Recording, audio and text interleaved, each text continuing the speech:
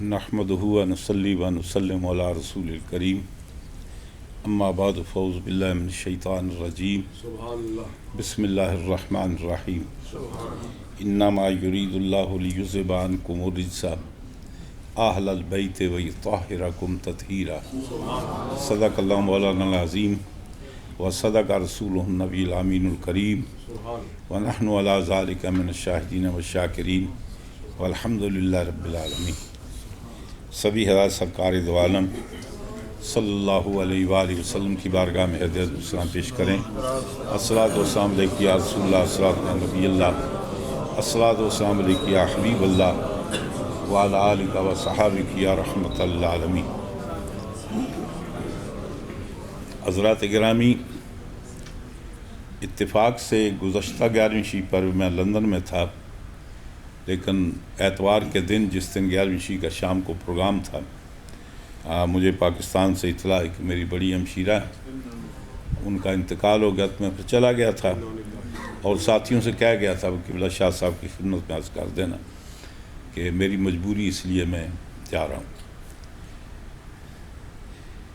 وقت کے دامن میں وسعت نہیں ہے، 2-3 باتیں تھیں جن کی وضاحت کرنا بہت از حد ضروری تھی۔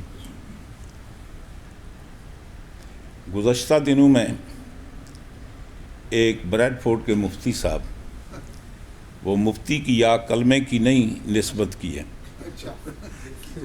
ہاں جی، انہوں نے غور افشانی فرمائی حضور مولا کائنات حضرت علی کرم اللہ وجہ الکریم کی بارگاہ میں انتہائی گھٹیا قسم کا ایک کلمہ استعمال کیا۔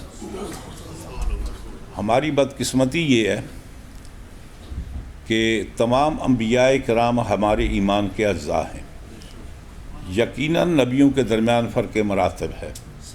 قرآن میں اللہ تعالیٰ خود بیان فرماتا ہے تلک الرسل فضلنا بعضهم علی بعض، یقیناً ہمیں ان فرق مراتب کا خیال رکھنا ہے، لیکن کسی نبی کی عظمت کو بیان کرتے ہوئے ایسا انداز اختیار کرنا کہ دوسرے کسی نبی کی توہین کا پہلو نکلتا ہو تو بندہ کافر ہو جاتا ہے۔ چونکہ انبیاء کرام کی آپ کی جو ذات ستودہ صفات ہیں، انبیاء کرام ذوات شریفہ ہیں، وہ ہمارے عقیدے کا جز ہیں۔ اسی طریقے سے سرکار کے صحابہ کرام میں فرق مراتب ہے، اور ان کے فرق مراتب کو قرآن نے بیان کیا، سرکار نے بیان کیا۔ یقیناً سبھی یکساں نہیں ہیں، گر فرق مراتب نہ کنی زندگی کی، لیکن اس فرق مراتب کو بیان کرنے کے لیے کسی کی عظمت بیان کریں اور اس انداز سے کہ کسی دوسرے صحابی کی توہین کریں، تو یہ نہ ہمارا یہ عقیدہ ہے، نہ قرآن اس کی اجازت دیتا ہے، نہ حدیث، اور یقینی طور پہ ایسا کرنے والا وہ اس کا سنیت سے کوئی تعلق نہیں ہے۔ وہاں بریڈ فورڈ میں تفصیل کے ساتھ میں نے اس کا جواب دیا 2 قسطوں میں، اور ایک قسط ابھی وہاں کی باقی ہے۔ ابھی گزشتہ ہفتے کی بات ہے، میرپور میں کچھ لوگوں نے جلسے کا اہتمام کیا۔ اس میں جلسے کا عنوان تھا کہ سیدنا حضرت معاویہ رضی اللہ تعالیٰ عنہ کا دن وغیرہ منایا گیا۔ ٹھیک ہے، وہ یزید کا بھی منائے تو ہمیں کیا اعتراض ہو سکتا ہے، فرعون کا بھی منائے تو ہمیں کیا اعتراض ہو سکتا ہے، ایسی کوئی بات نہیں ہے۔ لیکن جو اشتہار لکھا گیا، اس اشتہار کے اندر حسنین کریمین کی توہین کی گئی، اور اس میں یہ کہا گیا کہ حضرت معاویہ رضی اللہ تعالیٰ عنہ حسنین کریمین کے پیر و مرشد ہیں، ہاں جی، یعنی وہ ان کے پیر و مرشد ہیں۔ تو جو شخصیت حسنین کریمین کی پیر و مرشد ہو تو اس کا مقام کتنا رفع والا ہے۔ یقینی طور پر حضور کے جتنے صحابہ کرام ہیں، تمام صحابہ کرام، ہم سب کی عزت کرتے ہیں، سب کا احترام کرتے ہیں، اور سب کے بارے میں ہم کف لسان کرتے ہیں۔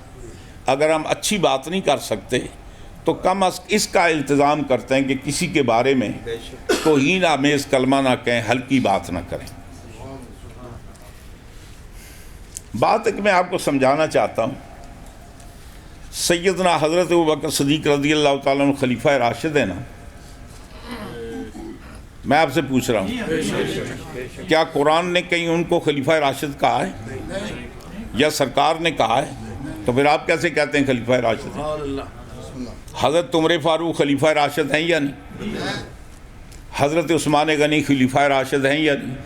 حضور مولا کائنات خلیفہ راشد ہیں، امام حسن مجتبیٰ، ان میں سے کسی کو بھی سرکار نے خلیفہ راشد کہا ہے؟ قرآن نے کہیں کہا ہے؟ تو پھر آپ کو یہ کیسے پتا چل گیا کہ یہ خلفاء راشدین ہیں جی؟ نمبر ایک۔ نمبر دو، تمام عقائد اہل سنت کی کتابوں کے اندر یہ بات واضح طور پر درج ہے کہ سرکار دو عالم صلی اللہ علیہ وسلم کے بعد صحابہ کرام میں جو افضل ترین طبقہ ہے وہ خلفاء راشدین کا جی۔ یہ عقیدہ آپ نے کہاں سے نکالا جی؟ کہیں قرآن میں ہے کہیں یا حدیث میں کہیں حضور نے فرمایا کہ میرے بعد سب سے افضل خلفاء راشدین ہیں؟ جب سرکار کی وہ عشرہ مبشرہ کی حدیث مسلم شریف کے اندر موجود ہے کہ جس میں 10 صحابہ کا ذکر کیا کہ یہ جنتی ہیں، اب آپ نے ان 10 میں سے 4 کو کیسے سلیکٹ کیا جی؟ اور ان کو ان پر افضل آپ نے کیسے کہا جی؟ حضور نے تو 10 کے لیے کہا کہ یہ جنتی ہیں، تو پھر آپ کو کس نے بتایا کہ یہ 4 ان سے افضل ہیں؟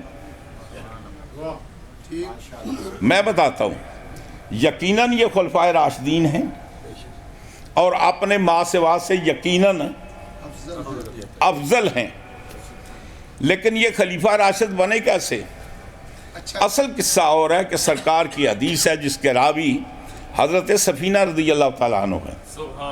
حضور نے یہ بات ارشاد فرمائی کہ میرے بعد 30 سال خلافت راشدہ ہوگی، ثم تکون ملکن عدودا، اس کے بعد پھر ملوکیت ہوگی، یعنی حضور نے فرمایا کہ میرے بعد 30 سال خلافت راشدہ ہوگی، اس کے بعد ملوکیت ہوگی۔ اب ہم نے اس حدیث سے معلوم کیا کہ ان 30 سال میں حضرت ابوبکر صدیق خلیفہ ہوئے، لہٰذا وہ خلافت راشدہ میں خلیفہ ہوئے، لہذا وہ خلیفہ راشد ہیں۔ اس پیریڈ میں حضرت عمر فاروق خلیفہ ہوئے ہیں، لہذا خلیفہ راشد ہیں۔ اس پیریڈ میں 30 سال کے اندر حضرت عثمان غنی خلیفہ ہوئے ہیں، لہذا خلیفہ راشد ہیں۔ اس پیریڈ کے اندر حضور مولا کائنات آپ نے خلافت کو زینت بخشی، آپ خلیفہ راشد ہوئے۔ اس پیریڈ کے اندر حضرت امام حسین علیہ السلام 6 مہینے اور کچھ دن، آپ حضرت امام حسن علیہ السلام 6 مہینے اور کچھ دن اس منصب پر فائز رہے۔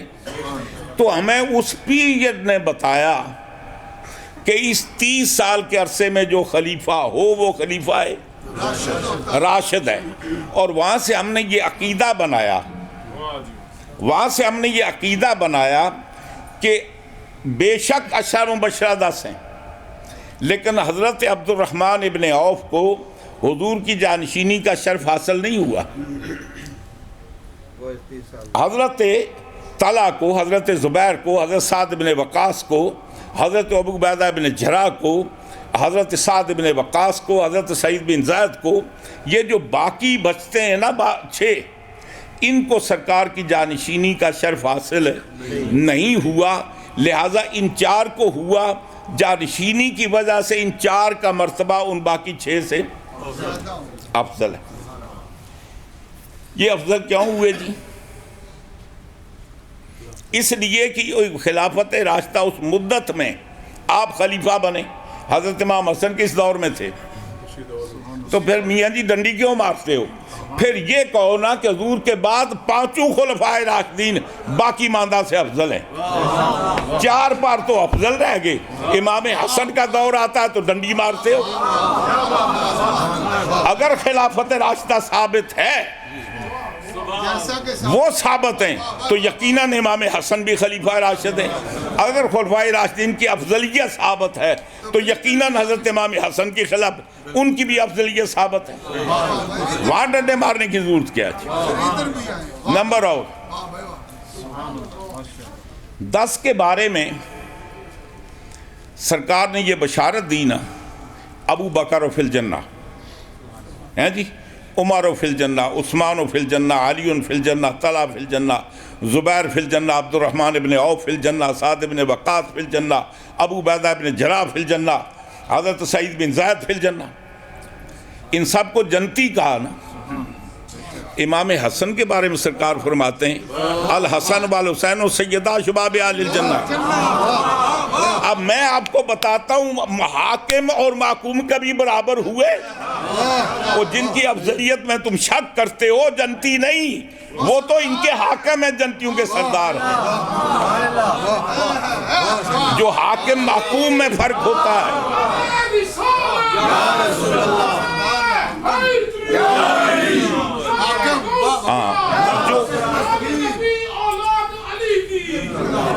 جو حاکم محکوم میں فرق ہوتا ہے وہی ان میں فرق ہے۔ اچھا، پھر آپ کہیں گے تو ان 10 میں تو حضرت علی بھی ہیں۔ اگر حضرت امام حسن کی افضلیت باقی سردار ہونے کی بنیاد پر باقی 10 پر 9 پر ثابت ہے تو حضرت علی پر بھی ثابت ہونی چاہیے کہ وہ بھی انہی 10 کے اندر ہیں۔ اصول کی بات ہے نا۔ جب سرکار نے یہ ارشاد فرمایا تھا، آپ نے فرمایا الحسن والحسین سید باشباب الجنہ وابوہما خیر منہما۔ حضور نے نام لے کر بتا دیا تھا کہ علی کو 10 میں شمار نہ کرنا، کئی سردار حاکم محکوم کی لسٹ نہ بیان کرنا، فرمایا کہ یہ ان حاکموں سے افضل ہے اس لیے کہ ان کا باپ ہے۔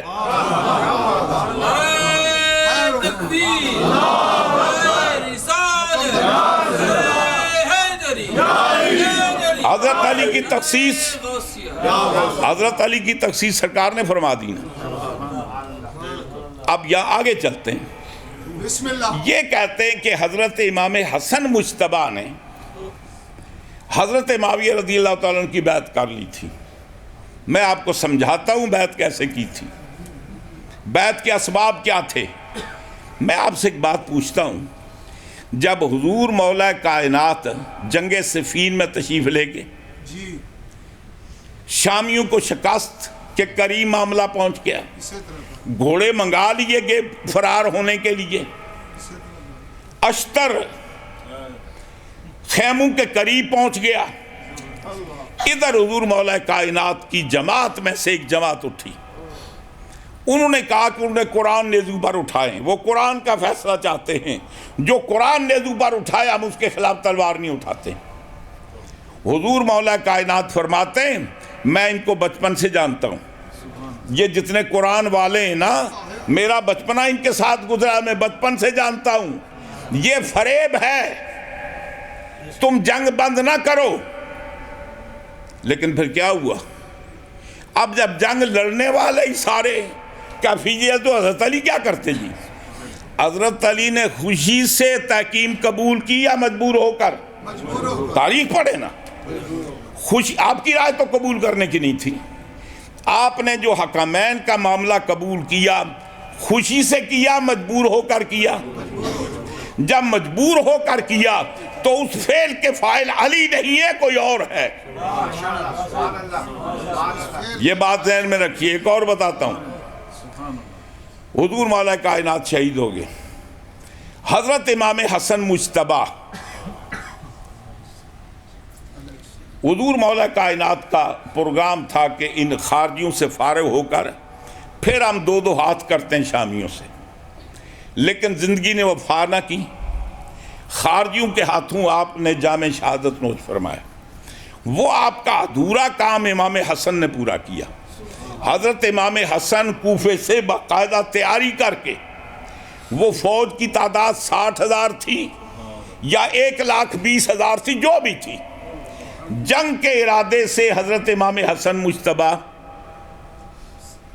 کوفے سے نکلے، کہاں پہنچے؟ مدائن میں۔ وہاں جب پہنچے تو وہاں نتیجہ یہ ہوا، وہ جو حضرت علی کو چھوڑ کر گئے تھے نا، حضرت علی کو چھوڑ کر گئے تھے خوارج، وہ انہی کی پارٹی کے ادھر بھی تھے۔ اب نتیجہ یہ ہوا ناج البلاغہ کے اندر آپ کا خطبہ موجود ہے. اپنے ساتھیوں سے کہتے ہیں میں جب اٹھنے کے لیے کہتا ہوں تو تم اٹھتے نہیں ہو, جب چلنے کے لیے کہتا ہوں تو تم چلتے نہیں ہو, جب میں تمہیں تلوار اٹھانے کے لیے کہتا ہوں تلوار نہیں اٹھاتے, اللہ تم پر لعنت بھیجے. اپنی پارٹی پر, پارٹی وہ ہوتی ہے جو وفادار ہو, بے وفا ہو تو اس کو اپنی پارٹی نہیں کہتے. جماعت وہ ہوتی ہے جو جماعت کے ساتھ پابند ہو کر چلے, جو جماعت کے ساتھ غداری کرے وہ پارٹی اپنی نہیں ہوتی. جنگ کے لیے چلے, ہتھیار تیاری پوری کر کے مدائن میں پہنچے. مدائن میں یہ ہوا کہ آپ نماز پڑھ رہے ہیں, آپ کے اپنے ساتھیوں نے, اپنی فوج کے افراد نے پاؤں کے نیچے سے مسلح کھینچ لیا. نہ صرف یہ کہ مسلح کھینچا, ایک ناہنجار نے تیر مارا, آپ کے ایڑی پر لگا, ایڑی زخم ہوگی, 3 مہینے صاحب فراش رہے. یہ مسالت سے پہلے معاملہ ہوا یا بعد میں ہوا جی؟ یہ پہلے کا ہے نا. آپ نے سمجھ لیا تم نے میرے باپ کے ساتھ وفا نہیں کی, میرے ساتھ تم وفا نہیں کرتے ہو, میں بھی تمہیں ایسے کے آگے چڑھاتا ہوں نا, پھر تمہیں ساری معاملہ سیدھا ہو جائے گا. وہ جو آپ نے خلافت دی تھی وہ ان ناہنجاروں سے انتقام لینے کے لیے. جی میں میرے تے راضی نہیں ہونا تو پھر ہاں, تو آپ نے مجبور ہو کر فرمایا کہ تمہیں سزا ملنی چاہیے. میرے جیسا علی متبع تو سزا نہیں دے سکتا, ہم نے سزا دینا سیکھا ہی نہیں. میں سزا نہیں دے سکتا, یہ کسی کا اور کا وطیرہ ہو سکتا ہے. اب میں تمہیں کیسے کرتا ہوں, حکومت چھوڑتا ہوں. ایک تو وجہ یہ تھی کہ ان ناہنجاروں کو یہ پتا چلے کہ حسن میں, خلیفہ راشد میں اور ایک ملک میں کیا فرق ہوتا ہے, یہ بتانے کے لیے. نمبر 2, اگر یہ حدیث حضرت سفینہ کو یاد تھی تو حضرت امام حسن کو نہیں پتا تھا. آپ جانتے تھے نا, آپ اس لمٹ سے آگے نہیں جانا چاہتے تھے. تمام مورخین لکھتے ہیں کہ ہم نے پھر گنا سرکار کے وصال سے لے کر جس دن حضرت امام حسن نے خلافت چھوڑی پورے 30 سال پورے ہوتے ہیں. ارے امام حسن کو نکالو گے تو خلافت راشدہ کی مدت پوری نہیں ہوتی. وہ جو سرکار نے بتائی تھی وہ خلافت راشدہ کی مدت پوری نہیں ہوتی. آپ نے اس لیے بھی چھوڑی نا. مثلا دیکھیں نا, ایک آدمی بادشاہت کے عہدے پر ہو اور بعد میں ایسا موقع ہے کہ اس کو چپڑاسی کا عہدہ قبول کرنا پڑے تو وہ کرے گا نہیں. با خلیفہ راشد ہو کر, سرکار کا جانشین ہو کر وہ ملک کیسے ہو سکتا ہے, وہ بادشاہ کیسے ہو سکتا ہے؟ اس لیے آپ نے اس لمٹ پر خلافت راشدہ یہاں تک تھی, یہاں تک ہم ہیں, آگے خلافت راشدہ نہیں ملوکیت ہے, اور ہمارے لیے ملک ہونا توہین ہے. لہذا اب ہم ان کے حوالے کرتے ہیں جو ملک ہو سکتے ہیں, خلیفہ راشد نہیں ہو سکتے. 2 باتیں, یہ تاریخی حقائق ہے, یہ ہماری کتابوں کے اندر. تیسری بات, آپ نے حکومت دینے کی پہل نہیں کی.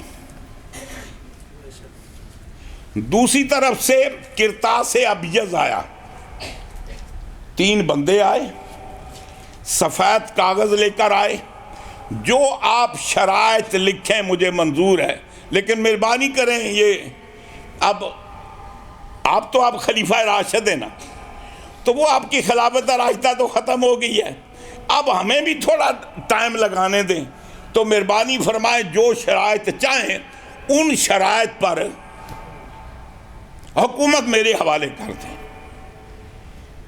آپ نے 10 شرائط لکھے یا 12 لکھے علی اختلاف روایات, کچھ شرائط لکھے. میں حکومت, خیر خلافت تو نہیں ملوکیت ہے لیکن مسلمانوں کا اقتدار ہے نا, حکومت دینے کے لیے تیار ہوں, لیکن ان شرطوں پر سائن کروا کے حکومت ان کے حوالے کر دی. تو اصل بیعت لینے والا کون ہے اور دینے والا کون ہے؟ جب آپ کسی کے پاس بیعت ہونے اقرار کرتے ہیں تو کوئی منصب آپ کو دیا جاتا ہے تو کب دیا جاتا ہے؟ یہ جب نوکری نہیں تلاش کرتے، یہ جاتے ہیں، فارم فل کرنا پڑتا ہے، اس میں کچھ کنڈیشنز ہوتی ہیں، کچھ رول ریگولیشن ہوتے ہیں، وہ آپ ان کا بیعت لے رہے ہیں یا ان کی بیعت کر رہے ہیں دینے والوں کی؟ امام حسن، اقتدار تو امام حسن کے ہاتھ میں تھا نا، آپ نے بیعت لے کر اقتدار حوالے کر دیا۔ وہ میاں تمہیں کس نے بتایا کہ حسنین کریمین نے بیعت کی تھی؟ آپ نے وہ اقتدار ان کے حوالے کیا۔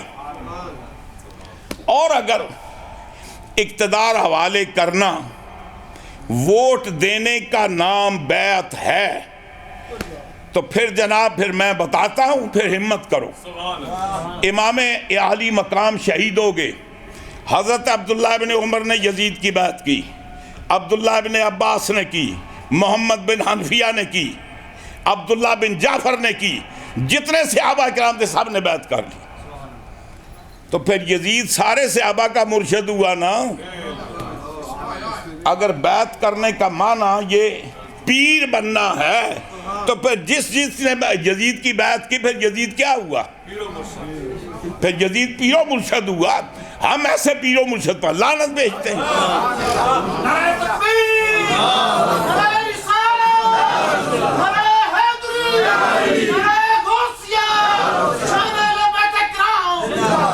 لیکن ایک فرق تھا، لیکن ایک فرق ہے باپ اور بیٹے میں۔ باپ اور بیٹے میں ایک فرق ہے کہ باپ کو اس قابل سمجھا، حکومت اس کے سپرد کر دی، چاہے وہ خلافت نہیں تھی، ملوکیت تھی، بیٹے کو اس قابل نہیں سمجھا، سر دے دیا، اس کی بات کو قبول نہیں کیا۔ یہ فرق تو حسنین کریمین کے نزدیک ہے نا باپ بیٹے میں، ہمیں بھی وہی فرق باقی رکھنا ہے۔ یزید لعنتی ہے، جتنی نکال سکتے ہیں نکالیں۔ اب حضرت معاویہ رضی اللہ تعالیٰ ان کو دامن صحابیت نے بچا رکھا ہے، چونکہ وہ صحابی ہیں، اور کسی کا صحابی ثابت ہونے کے لیے روایات شہرت کافی ہیں، کفر کے لیے دلائل قطعیہ کی ضرورت ہے۔ تو اس لیے کم از کم ہم ان کا ادب کرتے ہیں، احترام کرتے ہیں، صحابی رسول ہیں، لیکن ہم حسنین کریمین کا مرشد ماننے کے لیے تیار نہیں ہیں۔ ہاں جی۔ اور پھر صحابہ کرام کے بھی فرق مراتب ہیں۔ وہ اس کیٹاگری کے صحابی ہیں جو صحابہ میں آخری کیٹاگری ہے، لاسٹ، فتح مکہ کے بعد، فتح مکہ کے بعد کی بات ہے۔ ایک اور آپ کو بات بتاؤں، عام طور پر یہ کہتے ہیں کہ حضرت معاویہ رضی اللہ تعالیٰ عنہ کے بارے میں کہتے ہیں کہ وہ تمام مومنوں کے کون ہیں؟ ماموں۔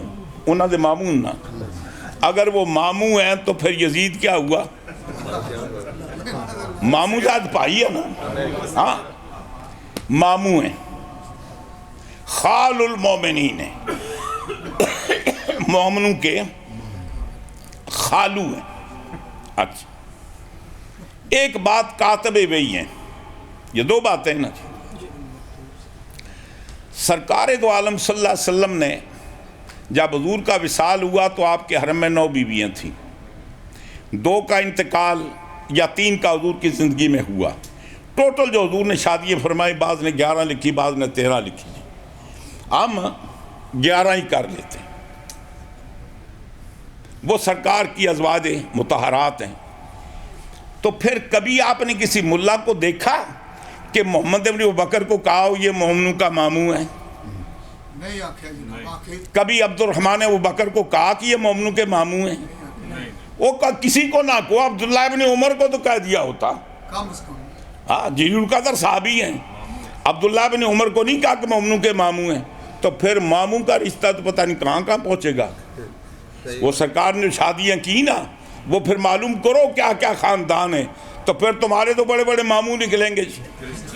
ہاں جی، بڑے بڑے ماموں پیدا ہوں گے، جبکہ تمام محدث مفسرین کا اتفاق ہے کہ سرکار کی ازواج مطہرات مائیں ہیں، حقیقی ماں کی طرح نہیں ہیں، وہ صرف دو وجہ سے مائیں ہیں، دو وجہ سے، ایک احترام کی وجہ سے، ان کی رسپیکٹ اس سے کہیں بڑھ کر ہے جتنی اپنی حقیقی ماں کی ہے۔ دوسری بات یہ ہے جیسے اپنی ماں سے نکاح نہیں ہو سکتا نا، حضور کی ازواج مطہرات سے نکاح نہیں ہو سکتا، باقی وہ کوئی مائیں نہیں ہے، غیر محرم ہے، کوئی امتی تخلیے میں امہات المومنین کے ساتھ بیٹھ نہیں سکتا، وہ کسی کے ساتھ سفر نہیں کر سکتی، بلکہ اللہ تعالیٰ منع فرماتا ہے تم کبھی بھی یا الذین لا تدخلوا بیوت النبی، آپ نے کبھی امی کے گھر میں جاتے ہوئے کبھی اجازت مانگی ہے؟ وہ اگر وہ مائیں ہوتی تو اللہ تعالیٰ کیوں فرماتا کہ اللہ کے نبی کے گھر میں جا اس کے بغیر نہ جاؤ؟ حضور کی ازواج مطہرات امت کے لیے غیر محرم ہیں، ان کے ساتھ سفر کرنا حرام، تخلیے میں بیٹھنا حرام، ان کے جسم کو ٹچ کرنا حرام۔ آدمی اپنی ماں کو مٹھی چابی کرتا ہے یا نہیں؟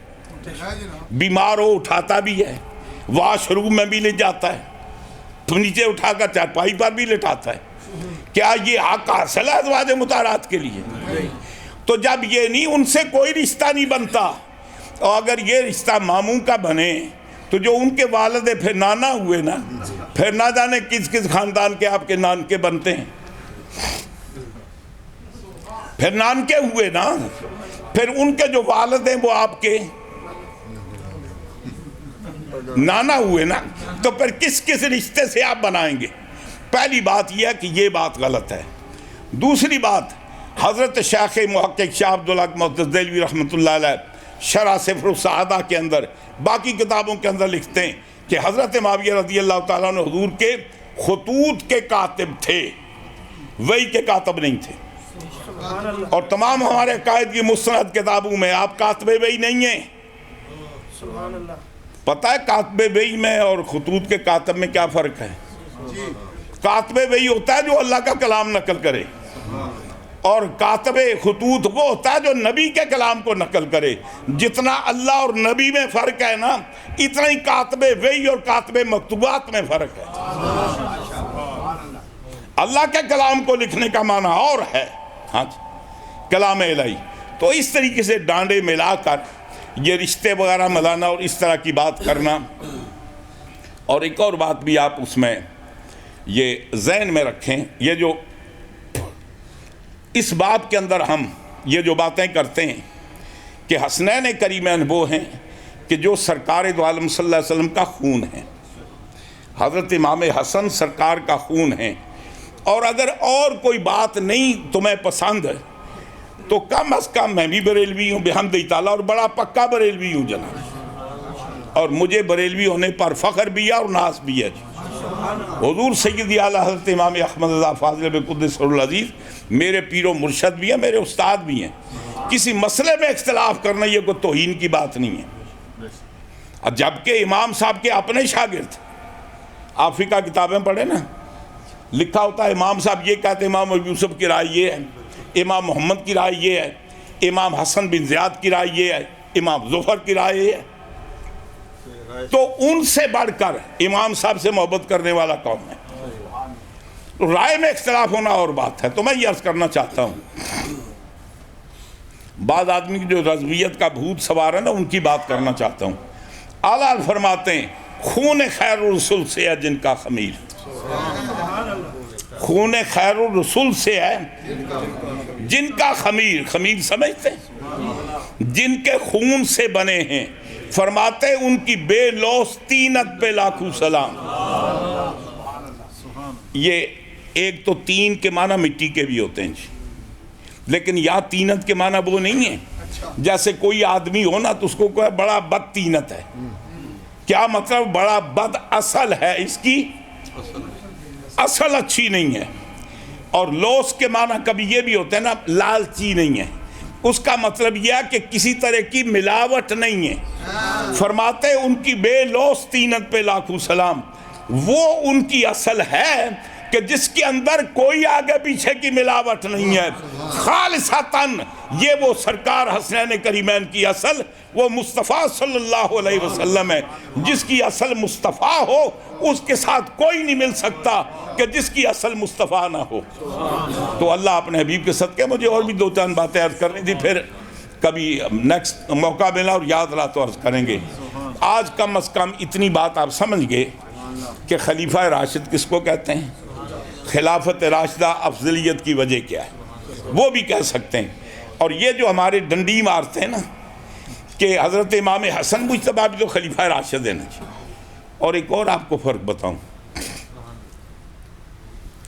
حضرت ابو بکر صدیق یقیناً خلیفہ راشد ہیں، سرکار نے ان کی اقتدار کی کوئی ہمیں اطلاع نہیں دی۔ حضرت عمر فاروق رضی اللہ تعالیٰ عنہ خلیفہ راشد ہیں، سرکار نے ہمیں کہیں نہیں بتایا کہ وہ خلیفہ بنیں گے۔ وہ اگر کسی کے ذہن میں حدیث ہو نا کہ حضور کی بارگاہ میں عرض کیا کہ یا رسول اللہ ہمارے لیے کوئی امیر مقرر کر دیں، حضور فرماتے ہیں فَإِنْ أَمَّرْتُ عَلَيْكُمْ ثُمَّ عَصَيْتُمْ وَلَا عُذِّبْتُمْ، اگر میں کسی کو تم پر امیر مقرر کروں پھر تم اس کی نافرمانی کرو، تم پر اللہ کا عذاب نازل ہوگا۔ صحابہ نے پوچھا من نعمر بعدک یا رسول اللہ، ہم کس کو امیر بنائیں؟ تو حضور نے کچھ نام بتائے، فَإِن تُعَمِّرُوا أَبَا بَكْرٍ تَجِدُوهُ هَادِيًا مَهْدِيًا، فَإِن تُعَمِّرُوا عمر کو بناؤ تو یہ کرو گے، علی کو بناؤ تو یہ کرو گے۔ حضرت عثمان غنی تو ایسے بیچ میں آ گئے۔ بہرحال حضور نے جو نام بتائے تھے وہ 3، ابو بکر صدیق کو بناؤ، عمر کو بناؤ، علی کو بناؤ۔ آپ فرماتے ہیں فَإِن تُعَمِّرُوا عَلِيًّا تَجِدُوهُ هَادِيًا مَهْدِيًا زَاهِدًا عَنِ الدُّنْيَا رَاغِبًا إِلَى الْآخِرَةِ، فرماتے ہیں کہ وہ ڈنڈے کے زور سے تمہیں سیدھے راستے پر لائے گا۔ انی اراکم لا تفعلون، میں دیکھ رہا ہوں کہ تم ایسے کرو گے نہیں۔ یہ بھی اطلاع دے دی، یعنی مطلب سرکار نے یہ بشارت دی کہ یہ اگر تم بناؤ تو۔ امام حسن مجتبیٰ وہ ہیں کہ جن کی امارت کی بشارت سرکار نے دی، ابنی ھذا سید یصلح بین الفئتین العظیمتین من المسلمین، مسلمانوں کی 2 بڑی جماعتوں میں اصلاح کرائے گا۔ اصلاح کون کرا سکتا ہے؟ ان کی خلافت کی خبر تو سرکار نے عطا فرمائی ہے، ان کی خلافت کی سرکار نے خبر بتائی ہے۔ جسے تم خلیفہ راشد نہیں مانتے اس کی خلافت کا تو سرکار نے ذکر کیا ہے، پہلے 4 کا سرکار نے کہیں ذکر نہیں کیا جی۔ حضرت امام حسن کا ذکر کیا اور ہم ڈنڈی مار جاتے ہیں جی، آگے نکل جاتے ہیں۔ افضلیت کا مسئلہ آتا ہے امام حسن کو چھوڑ کر، وہ اصحاب صحابہ میں جب وہ خلیفہ راشد بنے تو نابالغ تھے۔ تو آج کم از کم آپ یہ بات سمجھ گئے کہ خلافت راشدہ کس کو کہتے ہیں، خلیفہ راشد کون ہوتا ہے۔